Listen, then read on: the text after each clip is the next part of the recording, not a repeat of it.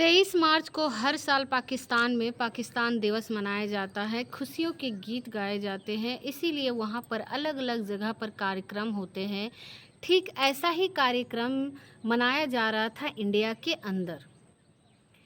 India में दिल्ली के अंदर वहाँ पर जो पाकिस्तान का दूतावास होता है और ये तारीख थी 23 मार्च 2024 की। इस कार्यक्रम में शामिल होने के लिए बहुत सारे ऑफिसर को इनवाइट किया गया था, कार्ड दिया गया था। अब चाहे वो भारत के ऑफिसर हो या फिर अलग-अलग देशों के दूतावास बने हुए थे, उनके ऑफिसर होंगे। ऐसे ही एक कार्ड बनता है हरियाणा प्रदेश के हिसार की रहने वाली एक साधारण सी लड़की। वो साधारण सी लड़की जब आती है, जिस जगह पर वीडियो बनाना बहुत ही ज़्यादा प्रतिबंधित होता है, वहाँ पर कार्रवाई हो सकती थी, तो लड़की आराम से एक वीडियो बनाती है और वीडियो बनाने के बाद 30 मार्च 2024 को अपने सोशल मीडिया पर अपलोड भी कर देती है। उसमें ख़ासकर ये दिखाया जाता है कि जब वो मेन गेट पर पहुंचती है तो उसका वेलकम करने के लिए पाकिस्तान एम्बेसी का एक अधिकारी, इसका नाम दानिश उर्फ एहसान उर रहीम होता है, वो आता है और उसका वेलकम करके अंदर लेके जाता है और बाकायदा अधिकारियों से मुलाकात कराता है। एक साधारण सी दिखने वाली लड़की, जिसके पास ना कोई मीडिया से रिलेटेड कोई कार्ड हो था, ना कोई नौकरी कर रही थी, कुछ भी तो नहीं कर रही थी, लेकिन उसको बड़ी इज्जत और स्वागत के साथ वहाँ पर बुलाया जाता है। उसको फिर लोगों से, ऑफिसर से उसकी मुलाकात भी कराई जाती है और दूत आवास का एक कर्मचारी होता है, ये सब करता है। ना केवल 2024 में उसकी ये दावत होती है, बल्कि जब 2025 आता है तो उसने 2025 की वो तारीख थी 22 मार्च, उसने फिर से एक वीडियो अपलोड किया था और उस वीडियो में दिखाया गया था कि इफ्तियार पार्टी में जो उसको बाकायदा बुलाया गया था, 2024 में इफ्तियार पार्टी प्लस पाकिस्तान दिवस के रूपों में वो कार्यक्रम आयोजित किया गया था। आज की इस कहानी के माध्यम से हम यही जानने की कोशिश करते हैं कि आखिरकार वो लड़की कौन थी, क्यों पकड़ी गई, उसके पीछे ऐसी क्या वजह थी, भारत की जो एजेंसियां थी उसके पीछे किस बात पर लग गई थी। आज की इस कहानी के माध्यम से यही जानने की, यही समझने की कोशिश करते हैं। आज की जो सच्ची घटना है, जो मैं आपको सुनाने जा रही हूँ, ये सच्ची घटना है हरियाणा प्रदेश के ज़िला हिसार की एक कॉलोनी है, न्यू अग्रसेन कॉलोनी। दरअसल यहाँ का रहने वाला एक व्यक्ति होता है जिसका नाम होता है हरीश कुमार मल्होत्रा। हरीश कुमार मल्होत्रा पेशे से एक कारपेंटर होता है। अपना वही मेहनत मजदूरी का काम करता है। छोटा सा मकान है जिसकी लंबाई चौड़ाई वगैरह 50 गज के आसपास होगी। 3 कमरे हैं, उसमें से करीब 20 साल पुराने की बात है। उसकी पत्नी से विवाद हो जाता है और विवाद के बाद तलाक हो जाता है। उस वक्त उसको एक इकलौती बेटी होती है और बेटी का नाम था ज्योति मल्होत्रा, जो 13 साल की थी जब वो दोनों का बंटवारा हुआ था, पति और पत्नी का। और बंटवारे में इसके पति के हिस्से में, यानी कि हरीश कुमार मल्होत्रा के हिस्से में, उसकी बेटी आ जाती है जिसका नाम ज्योति मल्होत्रा होता है। वो बड़ी होती है, पढ़ाई करती है। उसके बाद उसने हिसार के एक्ससीजी से बीएड की, बीए किया और उसके बाद एमबीए किया और यहीं से फिर दिल्ली की तरफ रुख करती है और दिल्ली में वो नौकरी करती है। पीजी में रहकर नौकरी कर रही थी, साथ ही अपना कहीं पढ़ने का भी मौका मिला तो पढ़ाना भी कर रही थी। लेकिन साल 2024 की बात है, जब कोरोना काल चल रहा था, तो बहुत बड़ी संख्या में अलग अलग सेक्टरों में ऐसी छटनी चल रही थी। अपने अपने कर्मचारियों को लोग निकाल रहे थे और ज्योति मल्होत्रा का भी नंबर आ जाता है, उसमें भी नौकरी से निकाल दिया जाता है। अब ज्योति मल्होत्रा वापस अपने हिसार पहुंच जाती है। उसके बाद करने के बाद कुछ नहीं था, कोई भी काम नहीं था, तो ऐसी स्थिति में उसने अपने घर पर बैठे-बैठे वीडियो बनाना शुरू कर दिया और वीडियो बनाने के लिए उसने अपने चैनल का नाम रखा था टेबल विद। जो ज्योति मल्होत्रा ने अपने जो चैनल का नाम रखा था, उसने अपने यूट्यूब पर भी, इंस्टा पर भी, साथ ही फेसबुक पर भी इस तरह से अपना वीडियो बनाना चाहती थी और डालती थी और इसी तरह से करते करते उसका नाम बढ़ रहा था उसके फॉलोवर बढ़ रहे थे, उसका काम करने का तरीका बदल रहा था और उसको अलग-अलग जगहों पर जाने का उसको पसंद था। उसने पहला जो वीडियो डाला था 2019 की ये बात है। हालाँकि उस वक़्त उसका चैनल उतना नहीं चलता था जैसे मनाली का पहला वीडियो था और उसके बाद जब नौकरी जाती थी तो पूरा फुल फ्लेश उसने इसी से काम करना शुरू कर देती है। अगर हम बात करें 17 अप्रैल 2024 की, तो इसे 1 महीने का टूर मिला था पाकिस्तान में घूमने के लिए। वो 1 महीने के लिए जाती है और 15 मई 2024 की बात है, वो पाकिस्तान में पूरे 1 महीने रहती है और वहाँ रहने के बाद फिर ये वापस जब इंडिया आती है, तो 24 दिन के बाद 15 मई के बाद फिर 20 दिन के लिए घर यहीं रहती है। घर पर परिवार के साथ फिर 10 जून 2024 की तारीख है, 30 दिन के लिए फिर से चीन चली जाती है और 30 दिन आराम से रहती है और जैसे ही चीन से ये वापस लौट कर आती है 9 जुलाई 2024 को आने के बाद अभी 24 घंटे भी नहीं हुए थे, इसको यहाँ से ये सीधा नेपाल काठमांडू का टिकट कराती है और फिर सीधा नेपाल के काठमांडू चली जाती है। दरअसल आज की इस वीडियो के माध्यम से हम यही समझने का कोशिश करते हैं कि जिस लड़की के एक साधारण सा परिवार है, छोटा सा घर है, पापा उसके कारपेंटर का काम करते हैं, तो आखिरकार भारत की जो खुफिया एजेंसी है उनकी नज़र इस लड़की पर कैसे पड़ जाती है।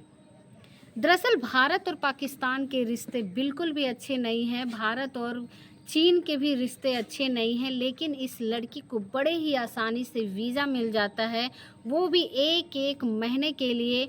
और 1 महीना चीन में रहती है, 1 महीना पाकिस्तान में रहती है और वहाँ आराम से, जबकि इसकी इनकम ऑफ सोर्स इतनी बढ़िया नहीं है, फिर भी वह आराम से एक महीना गुजारती है, एक लग्ज़री लाइफ वहाँ पर जीती है, अच्छे खासे पैसे भी खर्च करती है, ख़रीदारी करती है, सब कुछ इसने जो है अपनी वीडियो बनाई हुई है।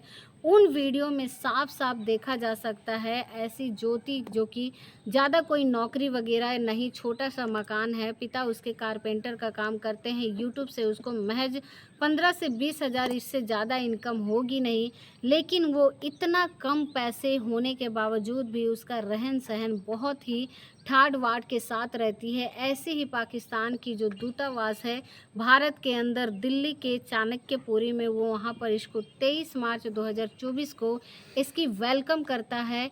कौन है जो वहाँ का दूतावास का कर्मचारी होता है, उस कर्मचारी बाकायदा उस गेट से अंदर लेके जाता है। उस दिन ना केवल इफ्तियार पार्टी का आयोजन किया गया था, बल्कि पाकिस्तान दिवस भी मनाया जाता है, जिसमें अलग-अलग देशों के दूतावास के बड़े-बड़े अधिकारी ऑफिसर मौजूद थे।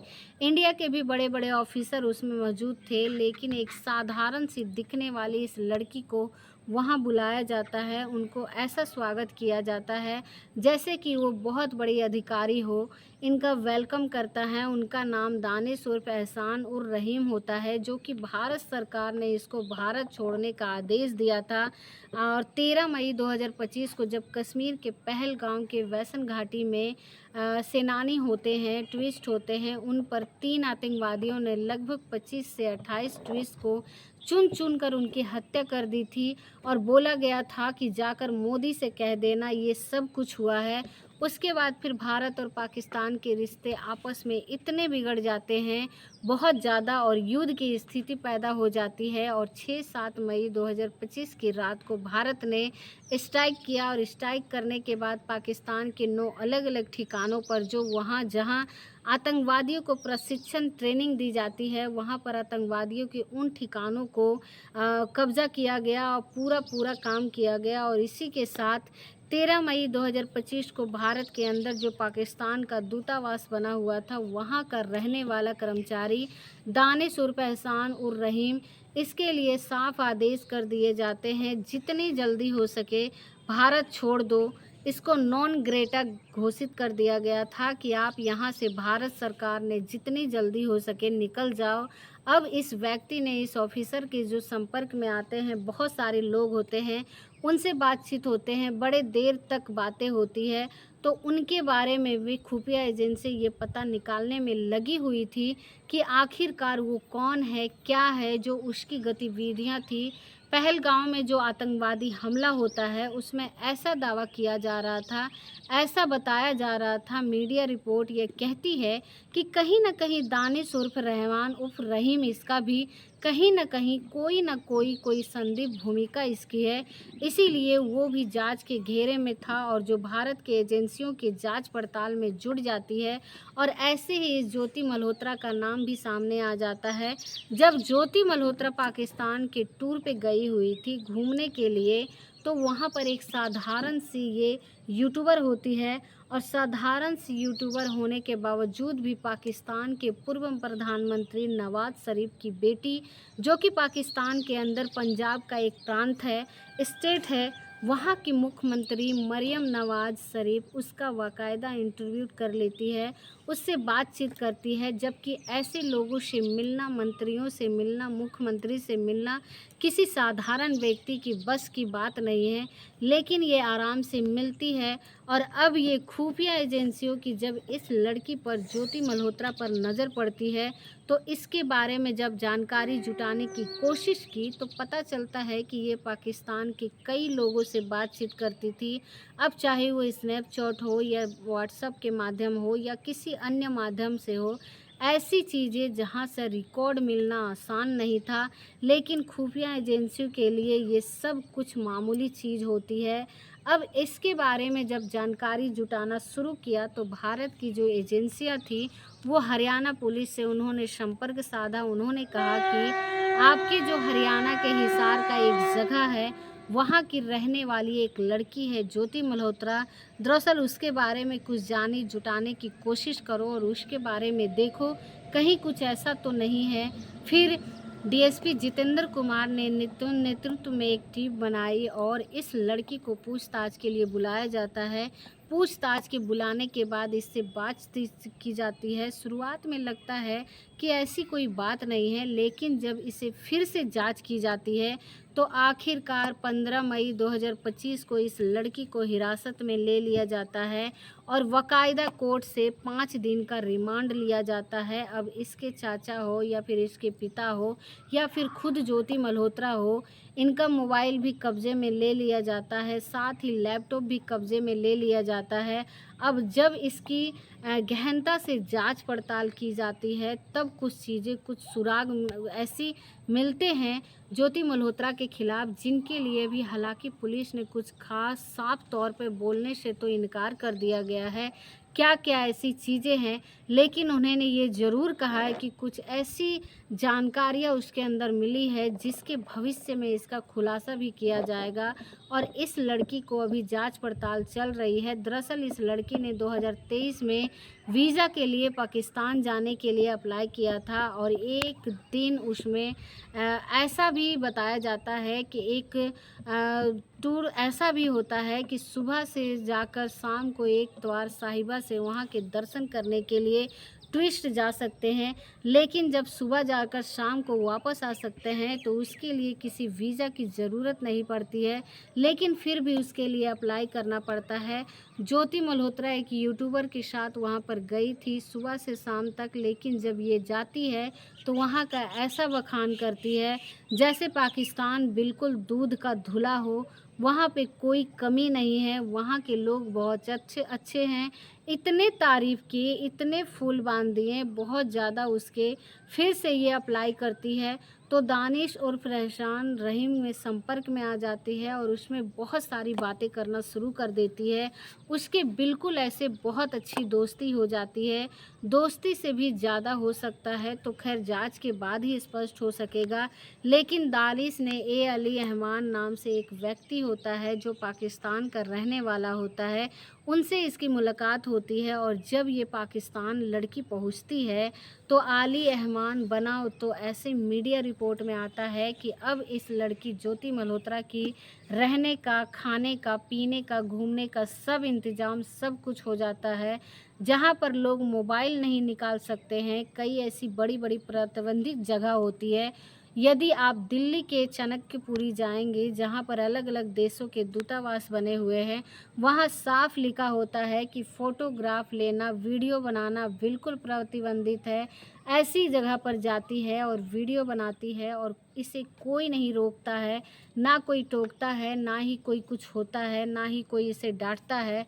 आराम से अपना काम करती रहती है और पाकिस्तान में कुछ ऐसे हिस्सों में चली जाती है, जहाँ पर वीडियो बनाती है और वो ब्लॉगिंग कर रही है। ब्लॉगिंग करते-करते इसी की इसकी जान-पहचान जो है अली रहमान, जो कि मुलाकात कराता है पाकिस्तान की खुफिया एजेंसियों का अधिकारी, जिसका नाम साकिर होता है, साथ ही राना शहबाज होता है, जो दोनों पाकिस्तान के एजेंट बताए जाते हैं, जिसमें से इसका राना शहबाज है, जो कि इसके अपना नंबर अपने मोबाइल के अंदर जो नंबर था जट राघवा के नाम से सेव कर रखा था। बड़ी अजीब सी बात है कि इसके पीछे यही वजह बताई जाती है, ऐसा पुलिस की जांच में भी आता है कि जट साधवा उसने जो नाम लिखा था ताकि कोई शक ना कर सके।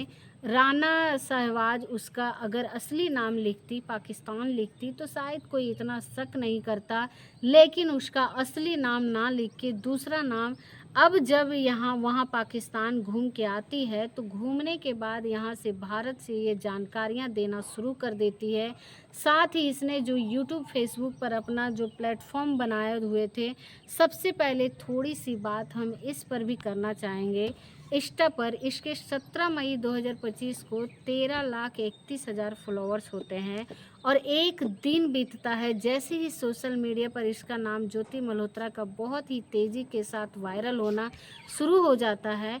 उसके बाद फिर अगले ही दिन यानी कि 24 घंटे भी नहीं बीतते हैं, लगभग 13,39,000 इसके फॉलोवर्स होते हैं, यानी कि 8,000 प्लस इसके फॉलोवर बढ़ जाते हैं। और इस इंस्टाग्राम पे बड़े ताज्जुब की बात है कि अब वो कौन हो सकते हैं, ये भी जांच का विषय है, इसकी भी जांच होनी चाहिए। यूट्यूब के बारे में जानने की कोशिश की तो यूट्यूब जो बना हुआ है उसके 3,77,000 है, जो कि 17 मई 2025 के होते हैं और 18 मई 2025 पे इस पे 382 हो जाते हैं कि 5,000 इसके सब्सक्राइबर पर बढ़ जाते हैं, ताकि लोग देख रहे हैं। जब कोई चीज़ वायरल होती है तो लोगों के अंदर जिज्ञासा बढ़ जाती है कि आखिरकार ये क्या दिखाने की कोशिश कर रही थी, ऐसी क्या बातें कर रही थी, तो देखना बढ़ना ये एक आम बात है, कोई बहुत बड़ी बात नहीं है। लेकिन सब्सक्राइब बढ़ाना, फॉलोवर्स बढ़ाना बड़ी बात हो जाती है। ऐसे ही फेसबुक पर 17 मई 2025 को फॉलोवर्स होते हैं 3,21,000 और अगले ही दिन एक 24 घंटा में 1,000 प्लस इसके फॉलोवर्स बढ़ जाते हैं, जबकि इसे गद्दार के नाम से संबोधित किया जा रहा है। अलग अलग चैनल पर, अखबारों में इसके बारे में चल रहा है, मीडिया के बारे में चल रहा है, सोशल मीडिया पर इसके बारे में चल रहा है। इस लड़की के बारे में ज्योति गद्दार के नाम से ज्योति के बारे में तमाम तरह की बातें कही जा रही है, लेकिन फिर भी इतना होने के बावजूद भी फॉलोअर्स बढ़ रहे हैं, तो ये भी सोचने वाली बात है। अब इस चैनल को थोड़ा-सा बारीकी से देखने की कोशिश की, टोटल मिला के तो इसने यूट्यूब पर अपनी वीडियो डाली है 487, इसने टोटल वीडियो डाली है। अगर हम टॉप वीडियो की बात करें तो पहला वीडियो जो कि है 12 मिलियन, जो कि पाकिस्तान के ऊपर बना गया है। दूसरा वीडियो है इसका भूटान के ऊपर बना गया है, जो कि 33 लाख लोगों ने देखा हुआ है। तीसरा वीडियो इसने जो बनाया है, जो कि 19 लोगों ने देखा है पाकिस्तान के ऊपर। तो इस तरह से इनके चैनल को देखा गया है और पाकिस्तान के ऊपर बनाया गया जो टॉप 10 वीडियो है उसमें 9 लाख लोगों ने देखा है। तो इस तरह से 10 वीडियो इस वीडियो के ऊपर बनाया गया है। लद्दाख के ऊपर वहाँ की कुछ लड़कियों के बारे में दिखाने की कोशिश की है। इन लड़कियों की शादी कहाँ होती है, कहीं ना कहीं उसमें भी पाकिस्तान का लिंक है। ऐसे ही इसने टॉप 10 टॉप वीडियो में जो बातचीत की है उसमें भारत का नाम सिर्फ 10वें नंबर पर आता है। बाकी 6 वीडियो जो ऐसी है, इसमें जो 6 वीडियो हैं उसमें जो वकान है, गुणगान है, वो बहुत सारी बातें कर रही है, जो पाकिस्तान के ऊपर बातें कर रही है। अगर हमने इसके बारे में और देखने की कोशिश की कि आखिरकार इसने जो 487 कुल वीडियो बनाए हैं, 487 वीडियो में 18 वीडियो तो इसने कुछ ने पाकिस्तान के ऊपर ही बनाए हैं। पाकिस्तान के इतने गुणगान किए हैं, अलग अलग जगहों को इतना बढ़िया एक लड़की से बात कर रही है, बहन बहन बता रही है। तुम भी बहन हम भी बहन, तो यानी कि दिखाने की कोशिश कर रही है कि पाकिस्तान कितना अच्छा है। और ऐसा जो खुफिया एजेंसियों की जांच में पड़ताल में कि ये सामने आता है, बातचीत पाकिस्तान की इमेज को बहुत ही शानदार तरीके से प्रस्तुत करना ही एकमात्र उद्देश्य था। इसके बदले में हो सकता है इसको पैसे मिल रहे हो, क्योंकि यूट्यूब से जितना चलता है उस हिसाब से इतनी इनकम इसको होती नहीं है। लेकिन एक बात और बताई जा रही थी कि प्रमोशन भी क्या करती है, पेड प्रमोशन के बदले व्यूअर्स के पैसे भी मिलते हैं। जो लोग पेड प्रमोशन करते हैं, कई ऐसी साइट्स है यहाँ ये पेड प्रमोशन करती है। लेकिन ऐसी ही एक और लड़की है जो कि उड़ीसा की पुरी की रहने वाली होती है, उसका नाम प्रियंका सोन सेनापति होता है, जिसका फेसबुक, इंस्टाग्राम और साथ ही यूट्यूब पर अपना ब्लॉग चैनल है। उसका भी पाकिस्तान की यात्रा करने के लिए गई थी और सितंबर 2024 में ज्योति और प्रियंका सेनापति आपस में दोस्ती हो जाती है, मिलती है। अब जैसे ही ज्योति मल्होत्रा पुलिस के रडार पर आ जाती है, यहाँ की एजेंसियों के रडार पर आ जाती है, तो प्रियंका सेनापति भी आ जाती है। पुलिस की एक टीम सीधा पहुंच जाती है उड़ीसा की पुरी में, उसे भी जांच पड़ताल की जा रही है। ऐसा भी बताया जाता है कि ज्योति मल्होत्रा के संपर्क में कई ऐसे यूट्यूबर हैं। उन यूट्यूबर को ना केवल पाकिस्तान का वीज़ा प्रोवाइड कराने की ये बात करती थी, साथ ही ऐसा भी जानकारी मिल रहा था कि जो यूट्यूबर है वो पाकिस्तान जाएंगे, पाकिस्तान का गुणगान करेंगे, उनकी तारीफ़ करेंगे। इस तरह की बातें, इस तरह का टास्क इसको दिया गया था। और इसीलिए पुलिस ने, इसीलिए खुफिया एजेंसियों को जांच के बाद 6 कम से कम ऐसे लोगों को पंजाब के और हरियाणा के जो कि चिन्हित किए गए हैं, जिसमें गजला है, यामीन है, मोहम्मद है, देवेंद्र सिंह ढिल्लू है, अरमान है, सहित 6 से पकड़े गए हैं जो जासूसी करके आरोप, इन पर जासूसी आरोप के भारत की अहम जानकारियां, सेना की अहम जानकारी पाकिस्तान को प्रोवाइड कर रहे हैं। अभी ये जांच होना बाकी है, अभी इसमें बिल्कुल पूरी तरह से खुलासा होना बाकी है कि क्या क्या चीज़ें हैं, इनके खिलाफ क्या क्या आरोप है। तो ये जांच के बाद ही स्पष्ट हो सकेगा। लेकिन जिस तरह से ये वीडियो बनाती है ज्योति मल्होत्रा, और वीडियो में जिस तरह से पाकिस्तान का बखान करती है, उसको ऐसा लगता है कि इंडिया से कम पाकिस्तान से उसको ज़्यादा मोहब्बत है। और वो मोहब्बत कैसी हुई होगी, एक वीडियो में ये कह रही थी कि इसकी दादी पाकिस्तान की है। पता नहीं वो कितना सच है कितना नहीं है। दादी का याद में पाकिस्तान के कुछ गुणगान गा रही थी, कुछ और वजह हो सकती है। दोस्तों, इस पूरे घटनाक्रम को सुनाने का उद्देश्य किसी को परेशान करना नहीं, किसी का दिल दुखाना नहीं, बल्कि आपको जागरूक करना है, आपको सचेत करना है, आपको बताना है कि किस तरह से आपको काम करना है। ऐसा नहीं है कि एकदम भावनाओं में इस तरह से बड़े और काम करना शुरू कर दिया। और ज्योति मल्होत्रा की मुश्किलें कम नहीं है, ना केवल उसकी बल्कि उसके रिश्तेदारों की, उससे जुड़े हुए जितने भी लोग जुड़े हुए हैं, मुश्किलें बढ़ाना तय माना जा रहा है। उम्मीद करते हैं कि आपको ये वीडियो बहुत ही ज़्यादा पसंद आया होगा। और अगर आपको ये वीडियो पसंद आया हो, आपको ये जानकारी अच्छी लगी, तो हमारे चैनल को सब्सक्राइब करें। और वीडियो अगर पसंद आई तो एक लाइक करके मिलते हैं ऐसे ही किसी नए वीडियो के साथ। तब तक के लिए आप सभी लोगों का बहुत बहुत धन्यवाद।